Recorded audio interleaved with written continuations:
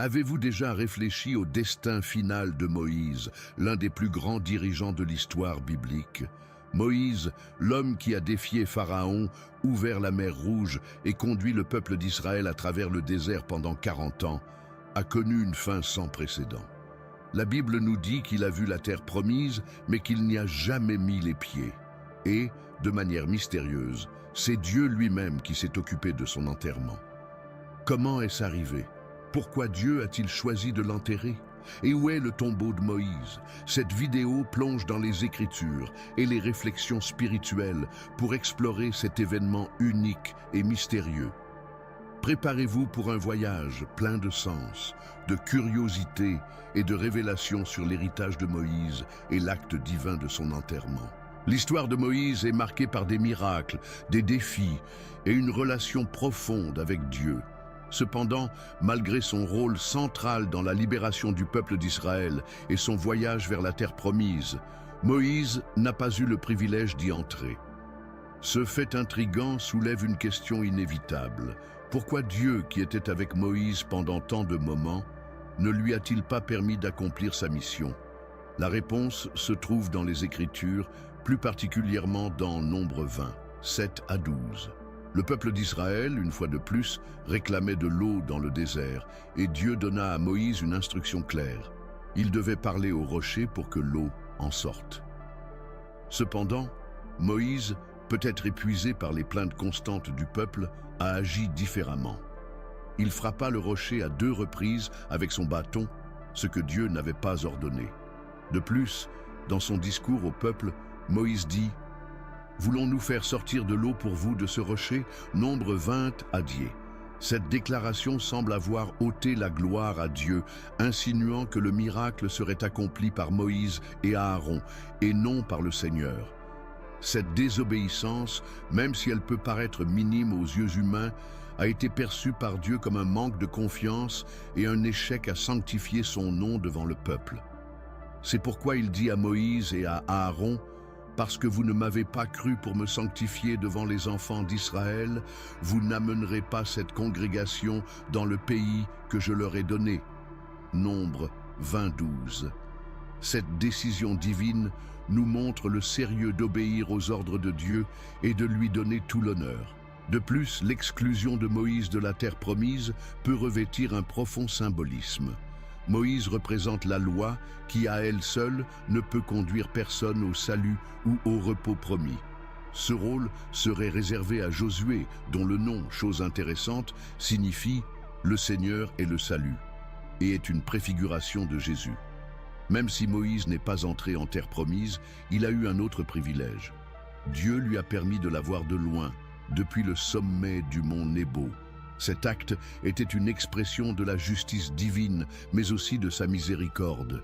Moïse a accompli sa mission de conduire le peuple jusqu'à ses limites, laissant un héritage éternel d'obéissance, de foi et de leadership.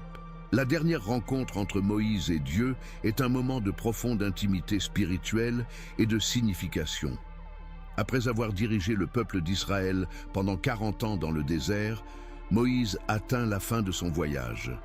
Dieu l'a appelé au mont Nebo, un haut lieu dominant la terre promise. Là, Moïse a eu l'occasion de contempler la terre qui avait été l'objectif de sa mission, mais dans laquelle lui-même n'entrerait pas. Dans Deutéronome 34, le texte biblique raconte que Dieu montra à Moïse toute l'étendue de la terre promise, de Galaad au Négueb et à la mer Méditerranée. Cette vision n'était pas seulement physique, mais aussi spirituelle. Moïse, déjà âgé de 120 ans, était encore physiquement vigoureux et sa vision était claire. Deutéronome 34, 7. Ce qui souligne qu'il n'est pas mort à cause de la faiblesse ou de la maladie, mais à cause de l'accomplissement du dessein divin. Cette ultime rencontre a également été un moment de dialogue et d'adieu. Bien que les paroles exactes ne soient pas enregistrées, il est clair qu'il y a eu un échange profondément personnel entre Moïse et Dieu.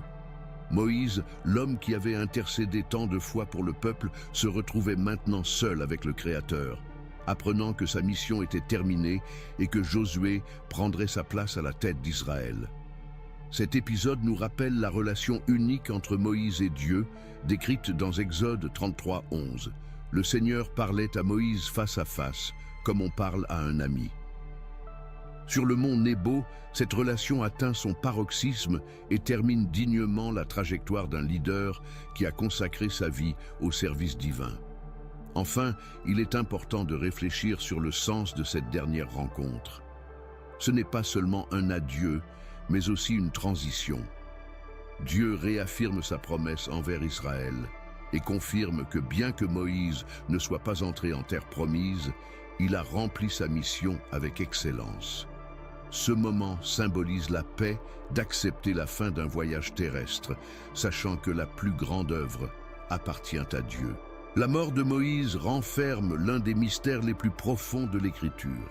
Contrairement à toute autre personne rapportée dans la Bible, Moïse a été enterré par Dieu lui-même. Dans Deutéronome 34, 5 à 6, on lit « Moïse, le serviteur de l'Éternel, mourut là au pays de Moab, selon la parole de l'Éternel. Et Dieu lui-même l'enterra dans une vallée du pays de Moab, devant Beth-Péor. Mais personne ne connaît à ce jour le lieu de sa sépulture. » Cet acte divin éveille la curiosité et la réflexion. Pourquoi Dieu a-t-il fait ce choix? Et qu'est-ce que cela signifie spirituellement? Enterrer Moïse était un acte personnel et symbolique. Premièrement, cela révèle le caractère unique de la relation entre Dieu et Moïse. Depuis l'appel au buisson ardent jusqu'au dernier moment sur le mont Nebo, Moïse a eu une communion directe et intime avec le Créateur. Dieu a traité sa mort avec un soin particulier afin d'honorer sa fidélité et son rôle essentiel dans l'histoire de la rédemption. Le choix de Dieu peut aussi être interprété comme un geste de protection. Si le tombeau de Moïse avait été connu, il aurait pu devenir un lieu d'idolâtrie. Le peuple d'Israël, souvent enclin à créer des idoles, aurait pu faire de son tombeau un objet de vénération, détournant ainsi l'attention du véritable centre du culte, Dieu lui-même. En gardant le lieu inconnu, Dieu a veillé à ce que Moïse reste dans les mémoires pour son héritage spirituel et non comme une idole. Il y a aussi un profond aspect théologique dans cet enterrement. Être enterré par Dieu lui-même est un symbole de soin et de proximité divin. Tout comme Dieu s'est montré préoccupé par la destinée finale de Moïse, il promet également de prendre soin de chacun de ses enfants. Ce récit renforce l'espoir que la mort n'est pas la fin, mais un pas vers l'éternité. Enfin, le choix divin d'enterrer Moïse met en évidence le caractère souverain de Dieu. Il contrôle à la fois la vie et la mort, et même à la fin de notre voyage terrestre, sa main reste là. L'acte d'enterrer Moïse a non seulement mis fin à son histoire, mais nous a également transmis un message durable. Dieu valorise profondément ceux qui sont fidèles à son appel. Le tombeau de Moïse est l'un des grands mystères de la Bible. Malgré son importance en tant que leader et prophète, personne ne sait où il a été enterré. Dans Deutéronome 34, 6, on lit que Dieu l'a enterré dans une vallée du pays de Moab, mais le lieu exact reste inconnu à ce jour. Cette omission délibérée est lourde de sens et soulève des questions importantes. Pourquoi Dieu a-t-il choisi de cacher le tombeau? Et quel est l'impact de ce mystère sur la spiritualité? Il existe plusieurs raisons possibles pour lesquelles le tombeau de Moïse reste inconnu. L'une des plus citées est la prévention de l'idolâtrie. Au cours de son voyage dans le désert, le peuple d'Israël a montré à plusieurs reprises son penchant à adorer des idoles, comme le veau d'or, Exode 32. Un tombeau frappant de Moïse pourrait facilement devenir un lieu de culte ou de culte, détournant l'attention de la vraie foi en Dieu. De plus, l'anonymat du tombeau de Moïse peut symboliser le fait que sa vie et son œuvre ne concernaient pas lui-même, mais l'accomplissement du plan de Dieu. Moïse était un serviteur fidèle, mais la gloire appartient au Seigneur. En cachant le tombeau, Dieu renforce le fait que la mission de Moïse n'était qu'une partie de quelque chose de plus grand, le voyage du peuple d'Israël vers l'accomplissement des promesses divines. Ce mystère nous invite également à la réflexion. Nous vivons à une époque où nous cherchons des réponses à tout. Mais le fait que Dieu ait caché le tombeau de Moïse nous enseigne l'importance de faire confiance à l'invisible. L'accent ne doit pas être mis sur le lieu de sépulture physique, mais sur le message spirituel et l'héritage laissé par Moïse. Sur le plan spirituel, la disparition du tombeau peut aussi être considérée comme la préfiguration de quelque chose de plus grand. Moïse apparaît plus tard lors de la transfiguration de Jésus, Matthieu 17, 1-3, aux côtés d'Élie, autre personnage biblique dont la fin était entourée de mystères. Cette connexion souligne l'éternité et la continuité de la mission divine. Le tombeau de Moïse est en même temps un symbole de son humanité et de son caractère unique en tant que leader choisi par Dieu. Sa disparition nous met au défi de regarder au-delà du physique et de nous concentrer sur l'éternel, là où sa vie trouve son vrai sens. Moïse, même après sa mort, réapparaît dans l'un des moments les plus marquants du Nouveau Testament, la transfiguration de Jésus. Cet événement, raconté dans Matthieu 17, 1-3, Marc 9, 2-4 et Lucas 9, 28-31, nous montre Moïse à côté d'Élie, parlant à Jésus sur une haute montagne, tandis que le Seigneur révélait sa gloire divine à Pierre, Jacques et Jean. Cette apparition a une profonde signification spirituelle, reliant l'Ancien Testament au Nouveau et mettant en lumière des vérités sur la destinée éternelle de Moïse. La présence de Moïse à la transfiguration symbolise l'accomplissement des promesses de Dieu. Bien qu'il ne soit pas physiquement entré en terre promise, il apparaît désormais lors d'un événement qui représente le royaume de Dieu dans sa plénitude. Cela démontre que, pour les serviteurs fidèles, la récompense divine dépasse les limites terrestres et laisse présager un héritage céleste.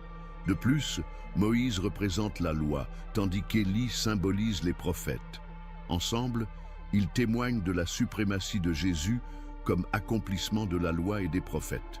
Cette rencontre souligne que la mission de Moïse ne s'est pas terminée avec sa mort. Son héritage continue de désigner le Christ, qui est la plénitude de tout ce qui a été promis dans les Écritures. Un autre aspect important est le thème de la continuité et de l'éternité. La présence de Moïse à la transfiguration suggère que la mort n'est pas la fin, mais un passage vers la vie éternelle avec Dieu.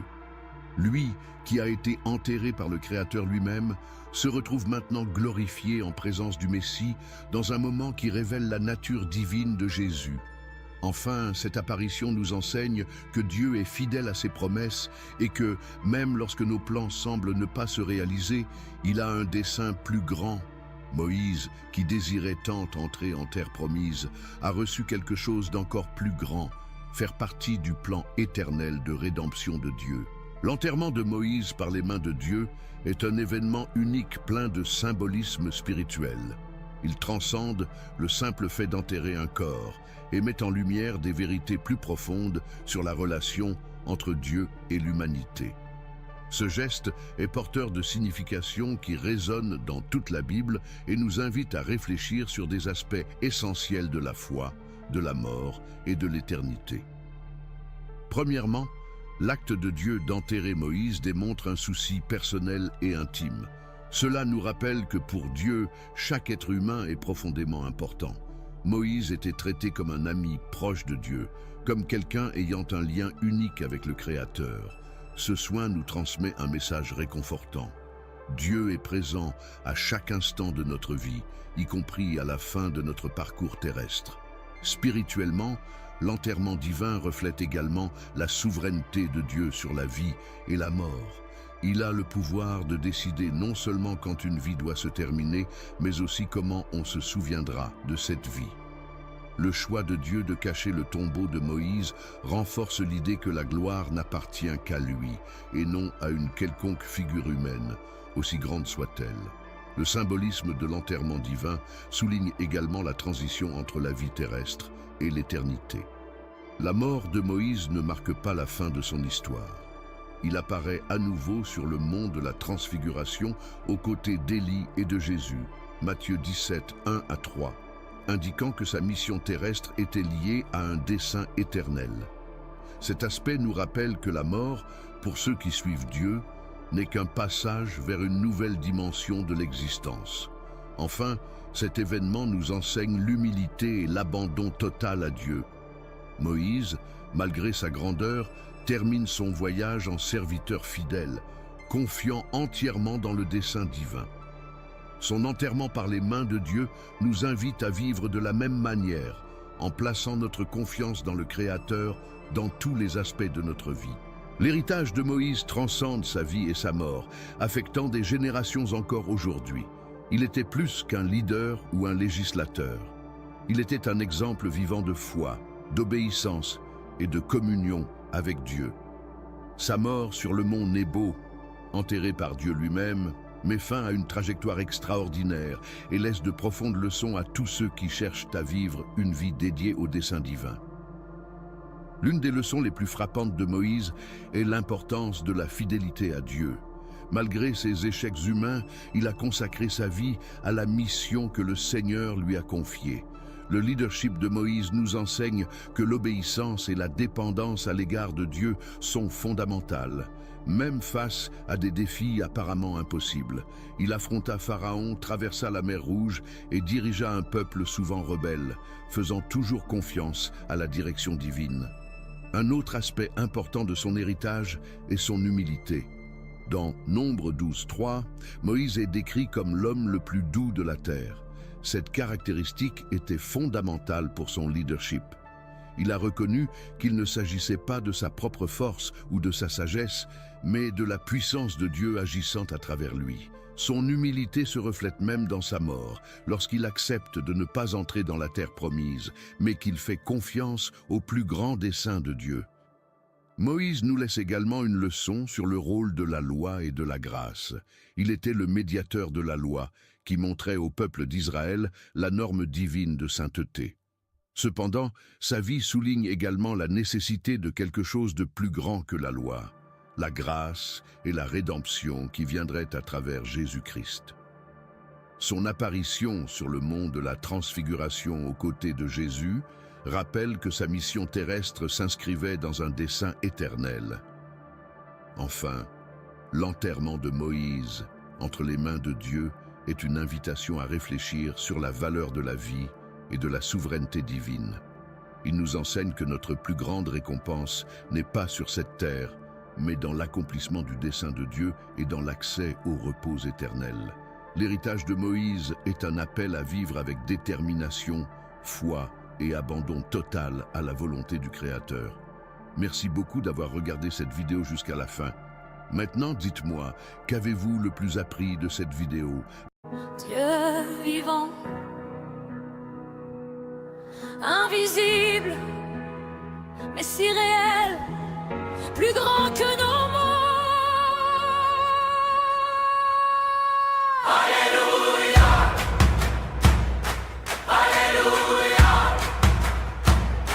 Alléluia, Alléluia. Tu n'es pas dans nos murs, ni captif de nos lois. Aucun symbole, aucun voile ne t'enferme en soi. Tu souffles où tu veux, tu défais nos idoles, tu brises les trônes de papier et les cœurs tièdes qui te volent. Alléluia, oh Dieu libre, Yahvé l'éternel, Elohim, créateur des cieux, de la terre, roi sans frontières, roi sans régime. Alléluia, oh Dieu libre, qui n'appartient à aucun système. Alléluia, Alléluia. Tu es l'être, tu es toi-même. Alléluia. Tu entends l'orphelin, bien plus fort que les chants froids. Tu regardes les coulisses, derrière les beaux discours de foi. Tu dévoiles les mensonges de ceux qui prêchent pour eux-mêmes. Ils portent ton nom sur leurs lèvres, mais leur cœur refuse d'aimer.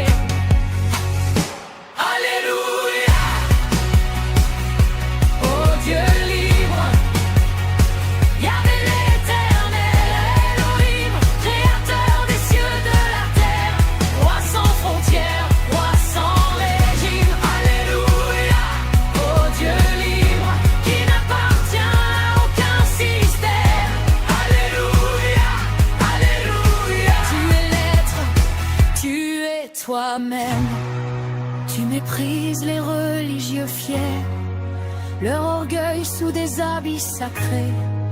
Tu relèves les humbles en larmes, tu donnes ta paix au cœur brisé, et tu rendras justice aux innocents. Tu jugeras les violents, les faux rois, feu dévorant pour les méchants, lumière douce pour ceux qui croient.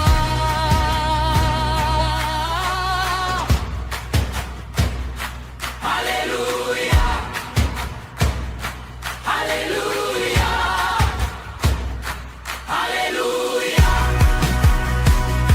Oh Dieu libre, Yahvé l'Éternel, Elohim, créateur des cieux, de la terre, roi sans frontières, roi sans régime. Alléluia. Oh Dieu libre, qui n'appartient à aucun système. Alléluia, Alléluia. Dieu l'être, tu es toi-même.